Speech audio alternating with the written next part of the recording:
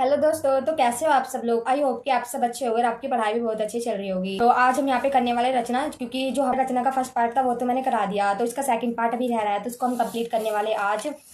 बर्बाद करते हुए हम अपनी रचना स्टार्ट करते हैं। आज आ जाते हैं यहाँ पर सुमित्रा नंदन पंत, इसके बाद है फिर महादेवी वर्मा, फिर माखनलाल चतुर्वेदी, रामधारी सिंह दिनकर, सोहनलाल द्विवेदी, मुंशी प्रेमचंद, मलिक मोहम्मद जैसी, विष्णु शर्मा, नारायण पंडित, रामचंद्र शुक्ल, देवकी नंदन खत्री, अयोध्या सिंह उपाध्याय, हरिओद चंद्र बरदाई आदि। तो इन सबकी रचनाएं मैं यहाँ पे कराने वाली हूँ। मॉक टेस्ट हो या कोई एग्जाम हो, आपको इन रचनाओं में से देखने के लिए मिल जाएगी। पर हमें भी स्टार्ट करते हैं। सबसे पहले यहाँ पर आ जाते हैं सुमित्रा नंदन पंत।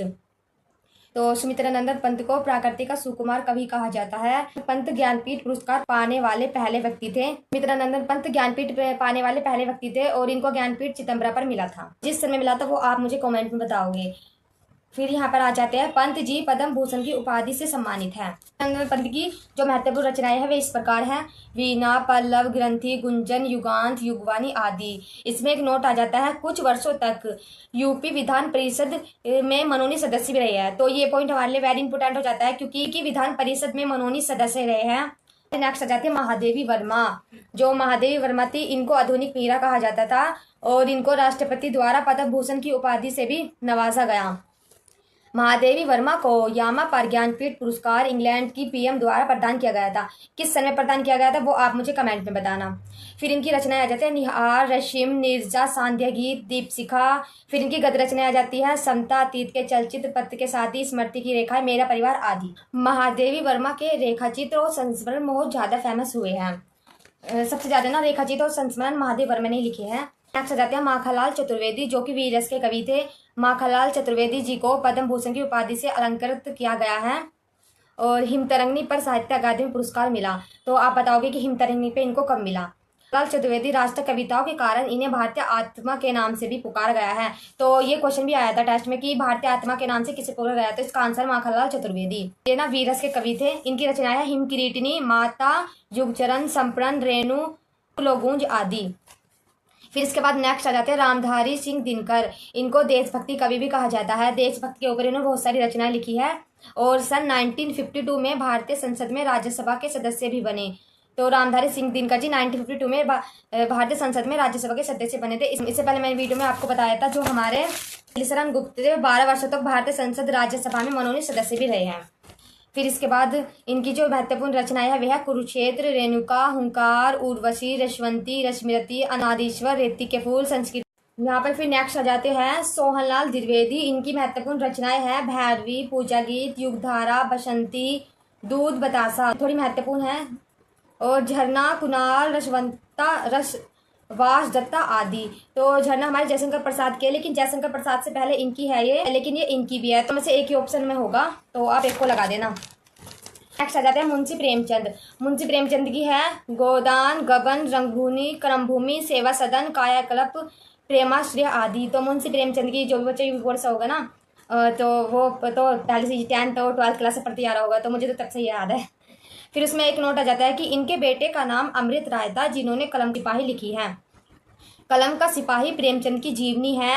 अमृत राय को 1963 में संयुक्त अकादमी कलम के सिपाही रचना पर मिला। बेटे का नाम क्या था? अमृत राय है, जिन्होंने कलम का सिपाही लिखी थी। इसमें एक नोट पॉइंट आ जाता है, मुंशी प्रेमचंद को कथा सम्राट भी कहा जाता है।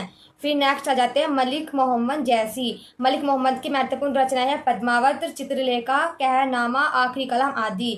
पद्मावत तो वेरी इंपॉर्टेंट।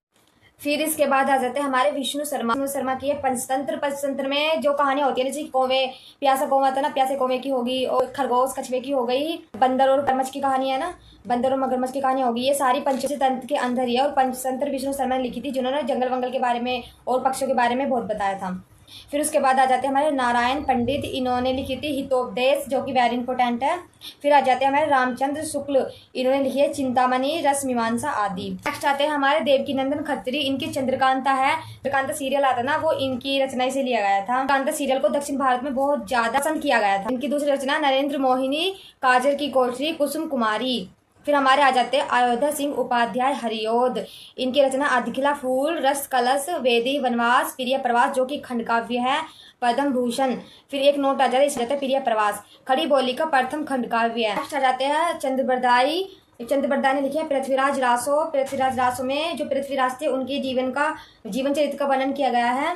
तो इनकी जो पृथ्वीराज रासो थी पूरी कंप्लीट नहीं थी। ऐसे मानते हैं कि जब मोहम्मद गौरी पृथ्वीराज रासो को लेकर जा रहे थे तो ये पृथ्वीराज रासो के फ्रेंड थे, तो ये भी साथ में चले गए, जिनकी वजह से ना पृथ्वीराज रासो कंप्लीट नहीं हुई। फिर इनका लड़का था जलहन, जिसने वृद्धि रासो लिखी है, फिर उसने ये कंप्लीट करी है बाद में पृथ्वीराज रासो। तो इनकी रचना थी पृथ्वीराज रासो, दूसरी थी मोहम्मद गौरी, हिंदी कवि आदिकाल आदि। तो यहाँ पर अब हमें हमारी सारी रचना खत्म हो जाती है और इससे आगे की रचना मैं थर्ड पार्ट में लेके आ जाऊंगी। यहाँ पे ना अभी हम कुछ कवि है ना इनके उपनाम भी पढ़ने वाले हैं, क्योंकि जब मैंने टेस्ट दिया था ना टेस्ट में ना और कवियों के उपनाम आए थे तो मेरा क्वेश्चन गलत चला गया, तो मैंने सोचा मैं उपनाम लिख लेती हूँ और इसको कर लेती हूँ। तो यहाँ पर हम उपनाम पढ़ेंगे। तो सबसे पहले उपनाम है आदि कवि वाल्मीकि जी को बोला जाता है। हिंदी के प्रथम कवि सरहप्पा माने गए हैं।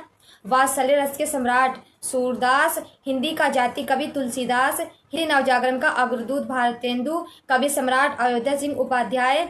राष्ट्र कवि मैथिली शरण गुप्त।